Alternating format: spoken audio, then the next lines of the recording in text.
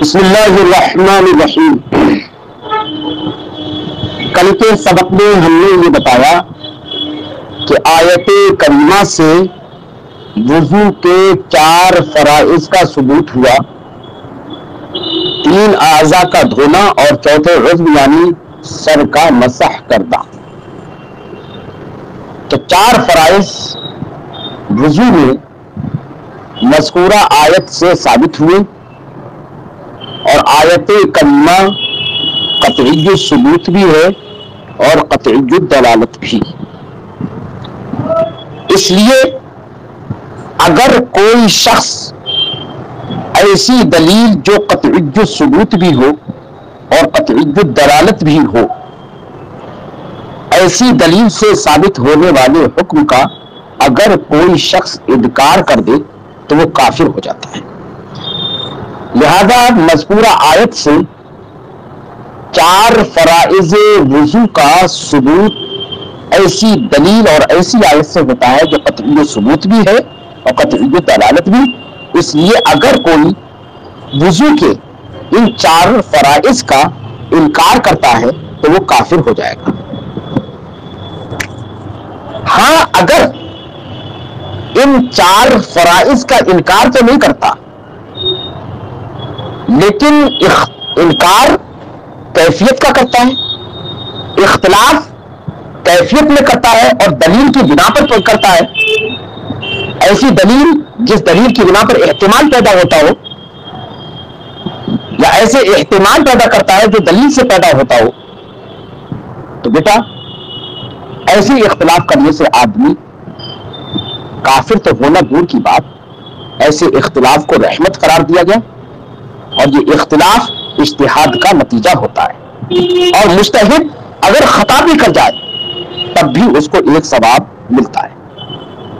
اس لیے ائمہ 4 کے مابین فرائض وضو میں اختلاف نہیں ہے، ہاں ان کے فروع میں اختلاف ہے۔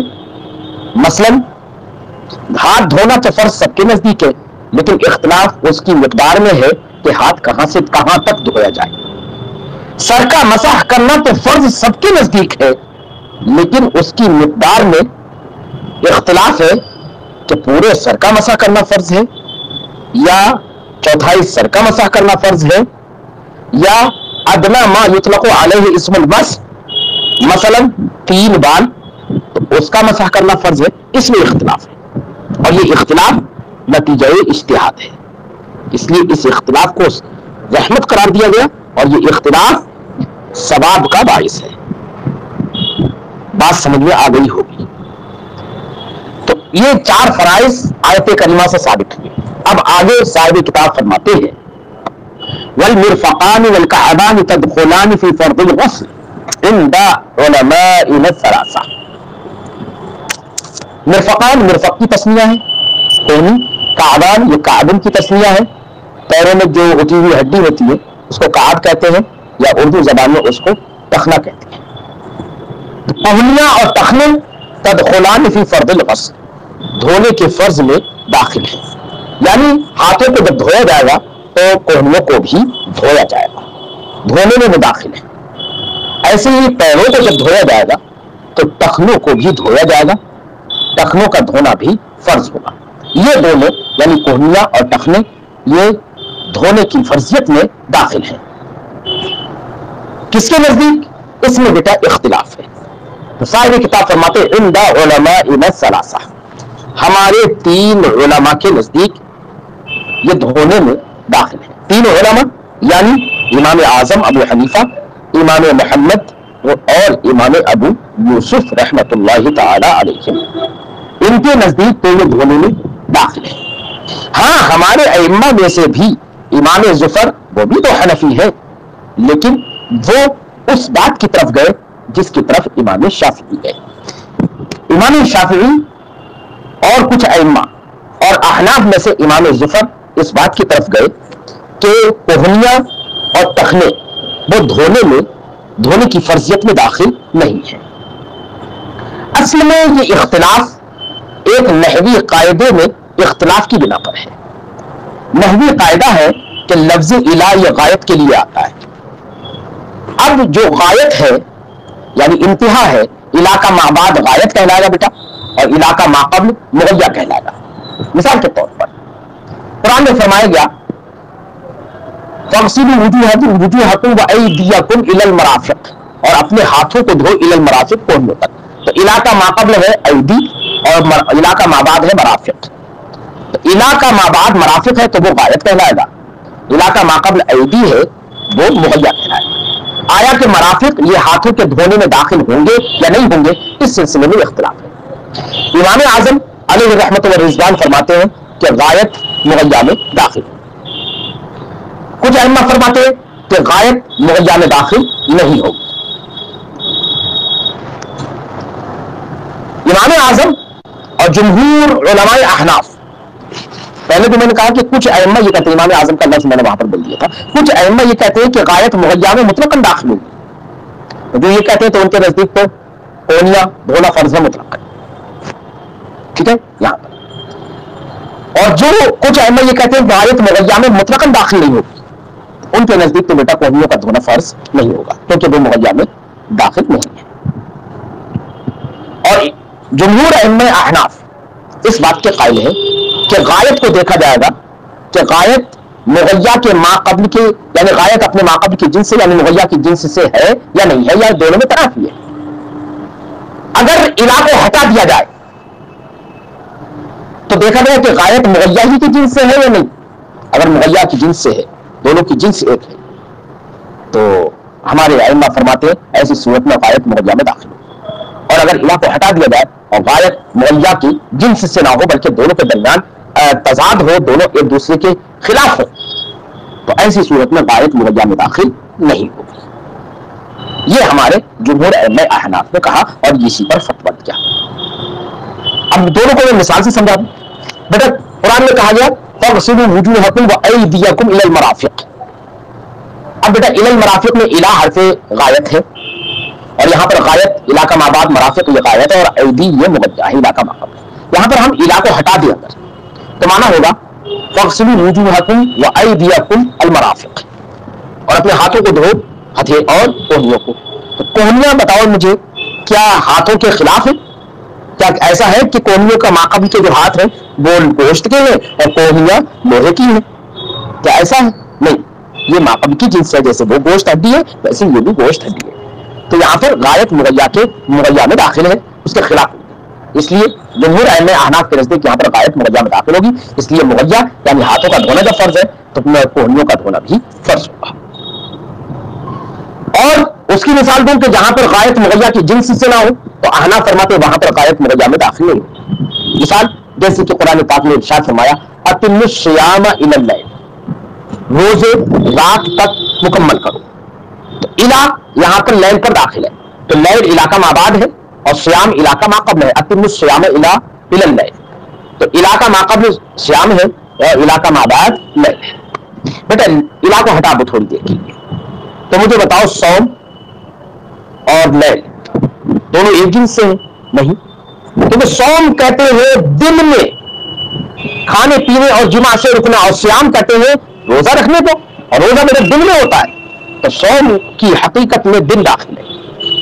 اس کے برخلاف لیل کہتے ہیں دن کے متضاد کو، جب سورج کی روشنی ختم ہو جائے تب رات شروع ہوتی ہے، تو دن روشنی والے کو کہتے ہیں اور رات ظلمت اور تاریکی والے کو کہتے ہیں، تو دونوں میں تضاد ہے، دونوں ایک جنس سے نہیں ہے۔ اس سے پتہ چلا کہ علاقہ ما بعد علاقہ ما قبل میں یہاں پر ما قبل کی جنس سے نہیں ہے، لہذا احناف یہاں پر کہیں گے یہاں پر غایت مغیہ میں داخل ہوگی، لہذا روزے میں رات کا حصہ داخل نہیں ہوگا۔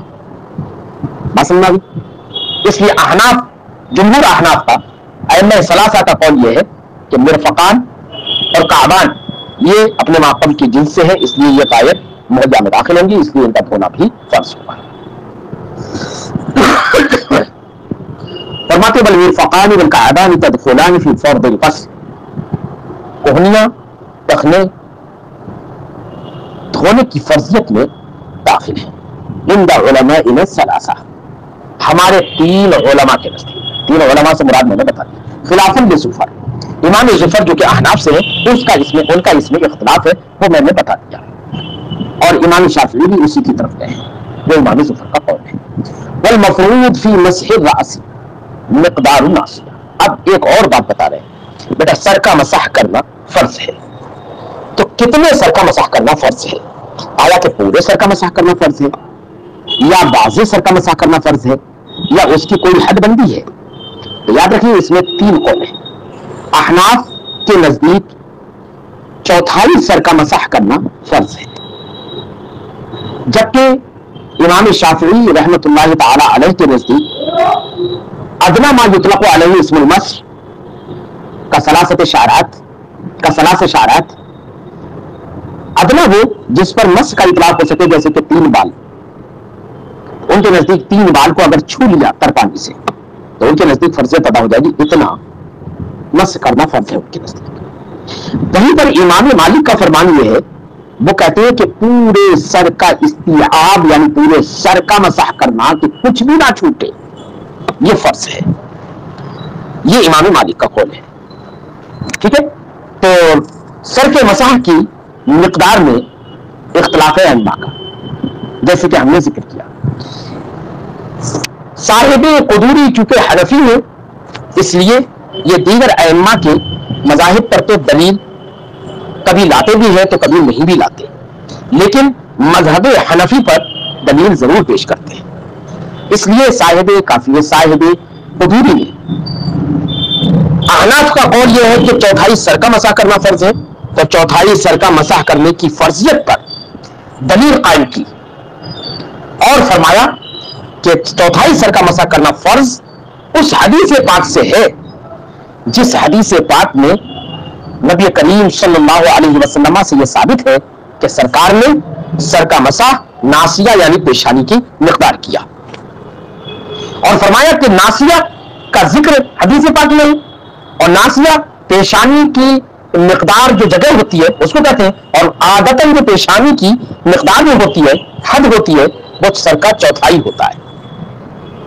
اس لیے اس سے ہمارے ائمہ نے استدلال کیا اس بات پر کہ یہ حدیث آیت کریمہ کی اجمال کی تفسیر ہے.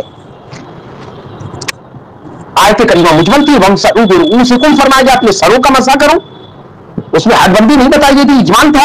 آیت حدیث پاک سے اس کی تفسیر ہو جاتی ہے. اس لیے جب تک مجمل کا بیان نہ آ جائے اس وقت تک اس پر عمل نہیں کیا جا سکتا, اور جب بیان آ جائے تو اس پر عمل کرنا واجب ہو جاتا ہے. تو امام اعظم نے فرمایا کہ یہ حدیث, احناف نے فرمایا کہ یہ حدیث اس آیت کریمہ میں جو اجمال تھا اس کی تفسیر ہے. بات سننا نہیں. اب وہ حدیث کیا ہے؟ حدیث کا, اس حدیث کی تخریج مختلف ائمہ حدیث نے کی. امام ترمذی نے بھی اپنی سنن کے اندر اس کو ذکر کیا. فرماتے ہیں والمفروض فی مسح الراس, سر کے مسح میں فرض. سر کے مسح میں فرض کیا ہے؟ سر کے مسح میں فرض فرماتے ہیں مقدار ناصیہ. ناصیہ کی مقدار فرض ہے, فرض کی نہیں, مفروض ہے. ناصیہ سے مراد یعنی پیشانی جہاں پر بال عادتاً نہیں ہوتے ہیں, تو یہ پوری مقدار, یہ سر کی چوتھائی ہوتی ہے. فرماتے ہیں مقدار ناصیہ سے مراد وہ ربع الراس, وہ چوتھائی سر ہے. اور اس کی دلیل لما, اس کی وجہ سے ما روى المغیرۃ بن شعبہ, وہ حدیث اس کی دلیل ہے. یہ جو ہم نے حکم دیا چوتھائی سر کا, یہ اس کی وجہ سے دیا ما روى المغیرۃ بن شعبہ, جس کی روایت حضرت مغیرہ بن شعبہ رضی اللہ تعالی عنہ نے کی ہے. کیا روایت تھی؟ امام طحاوی نے شرح معانی الآثار میں اس حدیث کی روایت کی. امام ترمذی نے اپنی سنن میں بھی حدیث کی تخریج کی ہے. فرمایا حضرت مغیرہ بن شعبہ کہتے ہیں ان نبی صلی اللہ علیہ وسلم آتا سباطہ قوم, نبی کریم صلی اللہ علیہ وسلم قوم کے کوڑے کھانے پر آئے. سباطہ کہتے ہیں کوڑا ڈالنے کی جگہ کو, جس کو کوڑا کھانا بھی کہتے ہیں, اور ہمارے یہاں پر گھورا بھی کہتے ہیں لوگ, ہمارے یہاں پر ڈلاؤ بھی کہتے ہیں لوگ, ڈلاؤ جہاں پر کوڑا وغیرہ ڈالا جاتا ہے. تو سباطہ ان نبی صلی اللہ علیہ وسلم آتا سباطہ قوم, نبی صلی اللہ علیہ وسلم قوم کے کوڑا خانے پر تشریف لائے. فبالا, تو سرکار نے بول فرمایا, وتوضأ, اور بول فرمانے کے بعد وضو فرمایا. ومسح علی الناصیہ, اب اس روایت میں ہے اور ناصیہ پر مسح کیا, یعنی پیشانی پر مسح. علی الناصیہ سے مراد علی مقدار الناصیہ, یعنی پیشانی پر نہیں بلکہ پیشانی کی مقدار کے مطابق آپ نے سر پر مسح فرمایا، یہ مانا ہے۔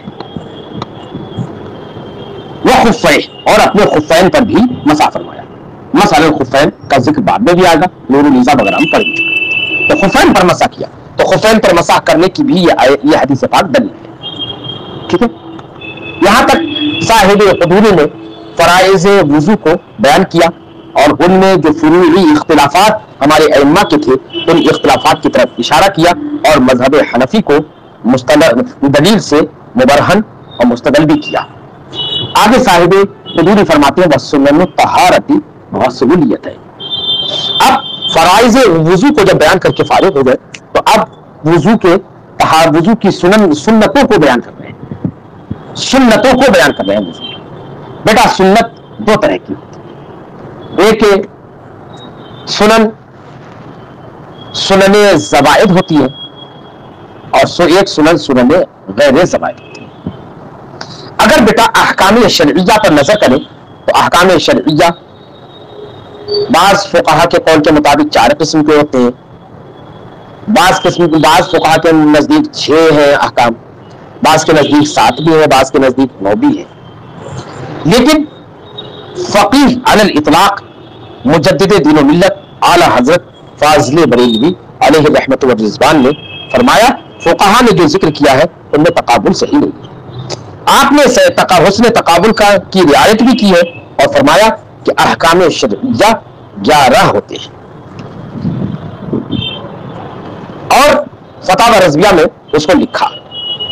بہرحال میں تفصیل میں زیادہ نہیں جانا چاہتا، بس اتنا سمجھ لیجئے کہ امام اہل سنت کے نزدیک احکام شرعیہ 11 ہیں۔ یہاں پر ابو البرکات شیخ ابو الحامد محمد عبد الحمید القادری فرنگی محلی رحمت اللہ تعالی علیہ حاشیہ میں تحریر کرتے ہیں کہ احکام شرعیہ 4 قسم کے ہوتے ہیں، فرض، واجب، سنت، نفل، یہ انہوں نے ذکر کیا ہے۔ تو انہوں نے نہ حرام کو ذکر کیا، نہ مکروہ تحریمی کو ذکر کیا، نہ ہی مکروہ تنزیہ کا ذکر کیا، نہ اساءت کا ذکر کیا، کسی کا بھی ذکر نہیں کیا۔ بہرحال پھر آگے انہوں نے کہا ہے کہ اب ان احکام میں، ان افعال میں جس کا کرنا اولا ہو چھوڑنے کے بمقابل، ساتھ ہی ساتھ چھوڑنے سے منع بھی کیا گیا ہو، تو اس کی 2 صورتیں، یا تو وہ دلیل قطعی سے ثابت ہوگا، اگر دلیل قطعی سے ثابت ہو تو وہ فرض ہے، یا اور دلیل ظنی سے ثابت ہو تو وہ واجب ہے۔ اور چھوڑنے کو منع اگر نہیں کیا گیا ہو بلکہ چھوڑنے کا بھی اختیار ہو تو اس میں یہ دیکھنا پڑے گا کہ آیا کہ اس پر نبی کریم صلی اللہ علیہ وسلم نے مداومت فرمائی یا نہیں فرمائی۔ اگر سرکار دو عالم صلی اللہ علیہ وسلم نے اس پر یا خلفائے راشدین نے مداومت فرمائی ہے تو اس کو بیٹا سنت کہتے ہیں، اور اگر مداومت نہیں فرمائی تو وہ مندوب ہے، ٹھیک ہے۔ اس طریقے سے تو سرکار دو عالم صلی اللہ علیہ وسلم یا خلفائے راشدین نے جس امر پر مداومت نہیں فرمائی وہ مندوب ہے، مداومت فرمائی تو وہ سنت ہے۔ لہذا سنت کو ترک کرنے والا آدمی سزاوار اسم اور سزاوار گناہ بھی ہو سکتا ہے، لیکن مندوب کو چھوڑنے والا شخص مستحق ثواب کا تو مستحق ہوگا، لیکن کبھی کبھی چونکہ سرکار نے بھی چھوڑ دیا ہے اس لیے وہ گنہگار تو نہیں ہوگا، تارک سنت نہیں کہنا ہے۔ اب دیکھیے کہ یہاں پر سنت کی تعریف بتانا مقصد تھی کہ سنت کی بھی 2 قسمیں ہوتی ہیں بیٹا، سنت مؤکدہ اور سنت زوائد۔ سنت مؤکدہ وہ سنن ہیں جن پر نبی کریم صلی اللہ علیہ وسلم نے مداومت بھی کی ہو اور ان کے کرنے کا حکم بھی دیا ہو، اور سنن زوائد وہ سنن ہے جن کو سرکار کائنات صلی اللہ علیہ وسلم نے کیا تو ہو لیکن لوگوں کو اس کی پابندی کا حکم نہیں دیا ہو، جیسے کہ سرکار کا چلنا پھرنا، کھانا اٹھنا بیٹھنا، گفتار رفتار وغیرہ، یہ سارے آداب یہ سب سنن ہے۔ سیرت مصطفیٰ کو اٹھائے تو سرکار کی سیرتیں عادتیں یہ سب سنن زوائد ہیں۔ تو ساری کتاب اب یہاں پر سنت کا ذکر کرتے ہیں کہ وضو کی سنتیں کیا کیا ہیں جو نبی کریم صلی اللہ علیہ وسلم نے کی اور ان پر مداومت بھی کی ہے، ان کو کرنے کا پر ثواب بھی ملتا ہے، ایسی سنتیں کیا ہیں ساری کتاب ذکر کرتے ہیں۔ فرماتے ہیں وسنن الطہارہ، طہارت سے مراد یہاں وضو ہے، یعنی وضو کی سنتیں غسلیت ہے، دونوں ہاتھوں کو دھونا ہے، सलासन 3 मरतबा, क्या 3 मरतबा दोनों हाथों का धोना। कब? क़ब्ला इदख़ालिहिमा अल-इना, बर्तन में उनके दाखिल करने से पहले। आदतन बेटा बर्तन ही में पानी होता है, इसलिए इनाअन का यहाँ पर आदत के तौर पर जिक्र है, वरना तो हौज भी इसमें शामिल है कि अगर कोई वुजू करने हौज पर बैठे तो हौज में भी हाथों को दाखिल करने से पहले दोनों हाथों को 3 बार धोना यह सुन्नत है। और अगर इश्तिबाही नजासत हो हाथ पर, तब तो बेटा नजासत को जायल करना और उसके इश्तिबा को खत्म करने के लिए कम से कम 1 बार हाथ धोना तो फर्ज हो जाएगा। हाँ, 3 बार हाथ धोना ये सुन्नत है, क्योंकि नबी करीम सल्लल्लाहु अलैहि वसल्लम ने इरशाद फरमाया कि अगर कोई शख्स सोकर उठे तो उसे नहीं पता कि सोने में उसके हाथ में कहां पर रात गुजारी, लिहाजा उसे चाहिए कि बर्तन में हाथों को दाखिल करने से पहले अपने हाथों को धो ले। तो हाथ को 1 बार धोए, ये मज़न्ने नजासत की बिना पर अगर हाथ धो रहा है तो ये तो धोना लाज़िम है, वरना 3 बार धोना ये सुन्नत तहारत से। फरमाती वसुन्नत तहारा वसुन्नत यदैन, तहारत की सुन्नतें दोनों हाथों को धोना है सलासन 3 मरतबा क़ब्ला इदख़ालिहिमा अल-इना, उन दोनों को बर्तन में दाखिल करने से पहले। इज़ा इस्तयक़ज़ल मुतवद्दि मिन नौमी, जब वुजू करने वाला शख्स नींद से उठा। बेटा अभी नींद से उठा है, वुजू किया नहीं है, फिर उसे मुतवज़्ज़ी क्यों कह दिया गया? अभी मुतवज़्ज़ी तो वो शख्स है जो वुजू कर रहा हो या कम से कम वुजू कर चुका हो, और अभी ये नींद से उठा है, इरादे वुजू कर रहा है, तो अभी उसको मुतवज़्ज़ी साहब किताब में कहा। वो उसकी वजह यह है कि जब किसी शय का वो कोई यकीनी होता है तो उसको गोया के ऐसे ताबीर कर लेते हैं जैसे कि वो हो चुका। बात समझ? इधर से खबर मुतवद्दि मिन नौमी, जब वुजू करने वाला शख्स अपनी नींद से बेदार हो। व तस्मियतुल्लाहि तआला फी इब्तिदाई, ऐसे ही इब्तिदाए वुजू में बसमला पढ़ना या अल्लाह का नाम लेना, ये भी सुनने वुजू से है। क्या है? सुनने वुजू से है। इमाम शाफिई रहमतुल्लाहि तआला अलैह और उनके असहाब इस बात के कायल हैं कि वुजू में तस्मिया यानी अल्लाह का नाम लेना ये फर्ज है। उनकी दलील वो हदीस पाक है जिसमें ये है ला वुदुआ लिमन लम युसल्ली, जिसने बिस्मिल्लाह नहीं पढ़ी तो उसका वुजू नहीं है। तो उन्होंने कहा कि बिस्मिल्लाह पढ़ना फर्ज है, लिहाजा अगर बिस्मिल्लाह किसी ने नहीं पढ़ी तो उसका वुजू नहीं होगा। इस हदीस पाक की बिना पर उन्होंने कौल किया। और हमारी दलील अहनाफ ये कहते हैं कि बिस्मिल्लाह पढ़ना सुन्नत है, फर्ज नहीं है। हमारी दलील वो हदीस पाक है कि नबी करीम सल्लल्लाहु अलैहि वसल्लम ने इरशाद फरमाया मन तवद्दअ व ज़करा इस्मल्लाहि काना तहूरन लिजमीइ बदनी व मन तवद्दअ व लम यज़कुर इस्मल्लाहि तआला काना तहूरन लिमा असाबहुल मा। मुस्तफा जानी रहमत ने इरशाद फरमाया कि अगर किसी ने वुजू किया और उसने बिस्मिल्लाह भी पढ़ ली तो यही वुजू करना अगरचे चंद आज़ा को धोएगा लेकिन ये पूरे जिस्म की तहारत होगा। और सरकार ने फरमाया और अगर किसी ने वुजू किया और बिस्मिल्लाह नहीं पढ़ी तो सिर्फ उन्हीं आज़ा की तहारत ये होगा जिन आज़ा पर पानी पहुंचा है। तो इस हदीस पाक से ये समझ में आ गया कि अगर किसी शख्स ने वुजू किया और बिस्मिल्लाह नहीं पढ़ी तब भी सरकार ने ये नहीं कहा कि उसका वुजू नहीं होगा। इस हदीस पाक की बिना पर और माकबल की हदीस दोनों में तारुज हो रहा है, इसलिए तफरीक की सूरत यह है कि माकबल की हदीस जिसको इमाम शाफिई ने जिक्र किया उसको कमाल तहारत पर महमूल किया जाए, यानी ये माना हो ला वुदुआ लिमन लम युसल्ली, जिसने अल्लाह का नाम नहीं लिया बिस्मिल्लाह नहीं पढ़ी उसका वुजू कामिल नहीं होगा, नफ्से वुजू तो हो ही जाएगा। ये अहनाफ ने कहा। अब बिस्मिल्लाह कहने में क्या कहे तो इस सिलसिले में इमाम तहावी अलैहि रहमत व रिज़वान ने कहा कि वुजू करने वाला शख्स जब शुरू करेगा तो वो कहेगा बिस्मिल्लाहिल अज़ीम वल्हम्दुलिल्लाहि अला दीनिल इस्लाम, ये कहेगा। जबकि एक रिवायत ये भी है कि इब्तिदाए वुजू में औज़ बिल्लाह भी पढ़ेगा और बिस्मिल्लाह तबर्रुक के लिए पढ़ेगा। लेकिन इस सिलसिले में हमारे फुक़हा ने कहा कि अफजल यह है कि बिस्मिल्लाहिर रहमानिर रहीम भी पढ़े और यानी बिस्मिल्लाहिर रहमानिर रहीम पढ़े, ये अफजल है।